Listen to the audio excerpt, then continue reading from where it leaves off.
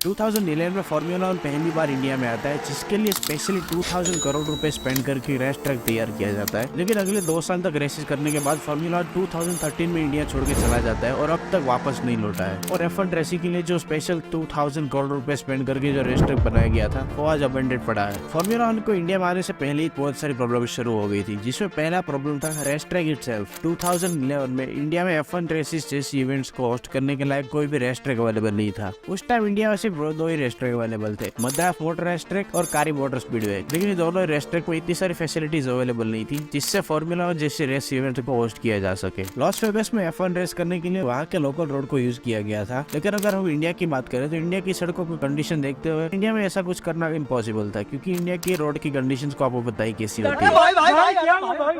इसलिए इंडिया में formula 1 race को होस्ट करने के लिए एक नई फैसिलिटी को बनाना पड़ा। अगर हम इंडिया को छोड़कर बाहर के कंट्रीज की बात करें तो वहाँ पर होने वाली F1 रेसेस को वहाँ की गवर्नमेंट सपोर्ट करती है। फॉर एग्जांपल यूएसए में ऑस्टिन मेट्रो एरिया में 2012 से लेकर 2050 तक जो F1 रेस की गई, उस रेस की वजह से वहाँ की इकोनॉमी पर $2.8 बिलियन का इम्पैक्ट पड़ा था। और इसी बात को ध्यान रखते हुए बाहर की गवर्नमेंट्स वहाँ की F1 रेसेस को सपोर्ट करती है। लेकिन इंडियन गवर्नमेंट का कुछ अलग ही प्लान था। वीडियो में आगे बढ़ने से पहले मेरी एक छोटी सी रिक्वेस्ट है कि अभी भी 99% लोग वीडियो देख रहे हैं लेकिन चैनल को सब्सक्राइब नहीं कर रहे हैं। ऐसे कंटेंट बनाने में बहुत सारा टाइम और एफर्ट लगता है। If you do enjoy my video please consider subscribing and you can always unsubscribe later. Now back to the video. India में F1 रेसिंग करने के लिए ब्रांड न्यू फैसिलिटी की जरूरत थी और इसके लिए बहुत सारा पैसा लगने वाला था। इसको फंड करने के लिए हमारी इंडियन गवर्नमेंट ने साफ साफ मना कर दिया। सो फाइनली इंडियन गवर्नमेंट की तरफ से कोई भी सपोर्ट ना मिलने की वजह से जेपी ग्रुप को खुद ही अपने पैसे लगाकर वहाँ की फैसिलिटीज को क्रिएट करना पड़ा। रेस ट्रैक को ग्रेटर नोएडा में बनाया गया था, जिसको हरमन टिल्की ने डिजाइन किया था। ट्रैक का नाम बोध इंटरनेशनल सर्किट रखा गया जो 5.14 किलोमीटर लंबा था और जिसकी सीटिंग कैपेसिटी 110,000 थी, जिसको आगे बढ़ाकर 200,000 भी किया जा सकता था। और रेस ट्रैक को बनाने में टोटल खर्चा 2000 करोड़ रुपीज आया था। और ये रेस ट्रैक 2011 के ग्रांड प्री के कुछ हफ्ते पहले ही कंप्लीट हुआ था। 2011 में सब ठीक गया था। पहले इवेंट में 95,000 लोगों ने अटेंडेंस थी, लेकिन असली प्रॉब्लम्स तो अब शुरू होती है। इंडिया में उस टाइम F1 के ज्यादा फैंस नहीं थे। 2011 में इंडिया में सिर्फ 10% लोगों के पास ही इंटरनेट था, जिससे ऑब्वियसली मेजॉरिटी ऑफ इंडियंस को F1 रेसेस के बारे में पता नहीं था। जो भी उसके डाई हार्ड फैन थे वो साउथ इंडिया में बिलोंग करते थे। और रेस ट्रैक को साउथ इंडिया से बहुत दूर ग्रेटर नोएडा में दिल्ली के पास बनाया गया था, जिससे साउथ इंडिया के फैंस को F1 रेसिंग के इवेंट्स को अटेंड करने के लिए बहुत दूर से ट्रैवल करके आना पड़ता था। और से फार्मूला 1 रेस की टिकट भी बहुत ज्यादा हाई रखी गई थी। अगर हम F1 रेसिंग और क्रिकेट की बात करें तो क्रिकेट मैच की टिकट 850 रुपए से स्टार्ट होती है, लेकिन F1 रेस की टिकट की बात करें तो 2500 रुपए से शुरू होकर 35,000 रुपए तक जाती थी। और हम सबको पता है कि इंडियन कस्टमर कितना प्राइस कॉन्शियस है, और इस हाई टिकट प्राइस की वजह से बहुत सारी इंडियंस ने दूसरे साल में F1 रेसिंग की टिकट ही नहीं खरीदी। जो लोग F1 के फैंस थे वो टिकट अफोर्ड नहीं कर पा रहे थे, और जो लोग टिकट अफोर्ड कर पा रहे थे वो F1 के फैंस नहीं थे। हम इंडियंस बचपन से क्रिकेट देख के बड़े हुए, इसलिए हमें क्रिकेट के सारे रूल्स पता है और हम सब ने अपने अपने फेवरेट टीम को चूज कर रखा है। लेकिन F1 में ऐसा कुछ नहीं था। जो लोग पहली बार फार्मूला 1 रेसिंग को अटेंड करने गए थे उनको कोई आइडिया नहीं था कि फार्मूला 1 के रूल्स क्या होते हैं और उसे कौन सी टीम के लिए चीयर करना चाहिए। ऊपर से इंडिया का वार्ड वेदर है जहाँ पे 13 से 14 डिग्री तक आसानी से टेम्परेचर चला जाता है। वहाँ पे कोई भी बंदा 2 घंटे से ज्यादा टिक नहीं पाता, और उसका इतना बैड एक्सपीरियंस होने की वजह से दूसरी बार कभी F1 रेसिंग को अटेंड नहीं करेगा। और इस रीजन की वजह से नेक्स्ट ईयर 2012 में टिकट सेल्स डिक्लाइन हो गई। 2011 में 95,000 टिकट सेल हुई थी और दूसरे साल पे सिर्फ 65,000 ही टिकट सेल हुई थी। और इसका दूसरा रीजन लैक ऑफ मार्केटिंग भी था। फार्मूला 1 रेस के बारे में 2012 में कोई खास मार्केटिंग भी नहीं की गई थी, जिससे लोगों को आइडिया नहीं था कि F1 रेसिंग जैसी कोई भी चीज इंडिया में हो रही है। जो भी गिने चुने फैंस आए थे वो विजय माल्या की वजह से आए थे, क्योंकि उस साल विजय माल्या भी F1 रेसिंग में थे और बहुत सारे सेलिब्रिटीज को इन्वाइट करते थे, जिसको देखकर बहुत सारे लोग भी आते थे। लो अटेंडेंस की वजह से टिकट सेल्स भी कम हो गई और अब स्पॉन्सर्स भी पुल बैक कर रहे थे। ऊपर से इसमें इंडियन गवर्नमेंट भी इन्वॉल्व हो जाती है। बुद्ध इंटरनेशनल सर्किट को ग्रेटर नोएडा में बनाया गया था, लेकिन वो एरिया उत्तर प्रदेश गवर्नमेंट के अंडर आता था। और यूपी की गवर्नमेंट को ऐसा कहना था कि फार्मूला 1 कोई स्पोर्ट्स नहीं है बल्कि एक एंटरटेनमेंट है, और इस वजह से फार्मूला 1 को 25% टैक्स पे करना पड़ेगा, जो ऑब्वियसली FIA ने पे नहीं किया। और FIA के टैक्सेस पे ना करने की वजह से यूपी गवर्नमेंट ने जेपी ग्रुप को प्रेशराइज करना शुरू कर दिया। और अब जब जेपी ग्रुप भी टैक्स पे नहीं कर पाया तो गवर्नमेंट ने बुद्ध इंटरनेशनल सर्किट को जब्त कर लिया।